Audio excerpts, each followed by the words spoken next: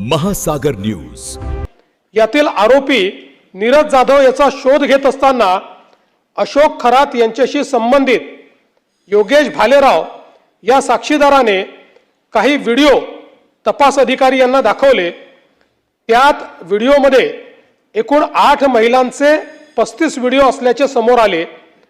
सदर व्हिडिओमध्ये असलेल्या व्हिडिओत अशोक खरात याने भोंदूगिरी व जादूटोणा तंत्रमंत्र वापरून अनेक महिलांशी बलात्कार व अश्लील चाळे केले असल्याचे दिसून आले।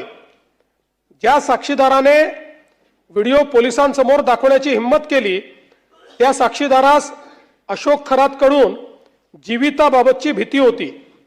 तो सहजासहजी व्हिडिओ जप्ती देण्यास तयार नव्हता, अगर कागदोपत्री साक्षीदार होण्यासही तयार नव्हता। त्यास पोलिसांनी सुरक्षेची हमी दिली व त्यास कौशल्याने हाताळून त्याच्याकडून व्हिडिओ जप्त केले। आरोपी म्हणजे अशोक खरात हा देश सोडून पळून जाण्याची शक्यता होती। तो पळून गेला असता तर त्याला शोधणे जिकरीचे ठरले असते। त्यामुळे पोलिसांनी त्याचा लुकआउट सर्क्युलर जारी करण्याबाबत अहवाल एअरपोर्ट अथॉरिटी यांना 10/3/2026 रोजी सादर केला व एअरपोर्ट अथॉरिटीने तात्काळ त्यास परदेश गमनासाठी बंदी घातली। वावी पोलीस स्टेशन व शिर्डी पोलीस स्टेशन येथील गुन्ह्याच्या तपासात समोर आलेली गंभीर बाब गुन्ह्याचे गांभीर्य लक्षात घेऊन वावी व शिर्डी पोलीस स्टेशन येथील दोन्ही गुन्ह्यांचा तपास करण्यासाठी 13/3/2026 रोजी विशेष तपास पथक SIT ची स्थापना विशेष पोलीस महानिरीक्षक कायदा व सुव्यवस्था यांच्या आदेशान्वये करून दोन्ही तपास SIT कडे वर्ग करण्यात आले।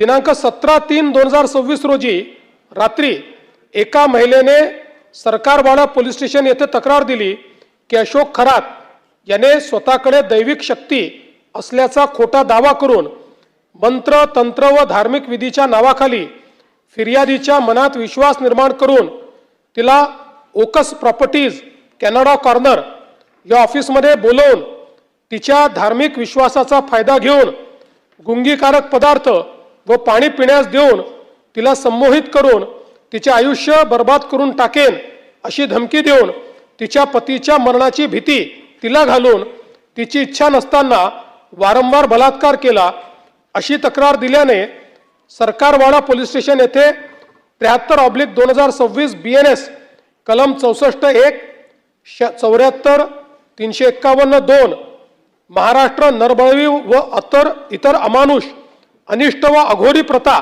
व जादूटोणा प्रतिबंध अधिनियम कलम 3(1) व 2 प्रमाणे दाखल करून आरोपी अशोक खरात यास दिनांक 17/3/2026 रोजी 23:59 तात्काळ अटक करण्यात आली। सदर गुन्ह्याचा प्राथमिक तपास गुन्हे शाखा युनिट क्रमांक 1 नाशिक शहर यांनी केला।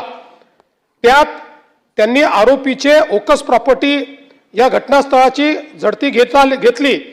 त्यात 6,53,711 रुपये रोख प्राप्त करण्यात आले।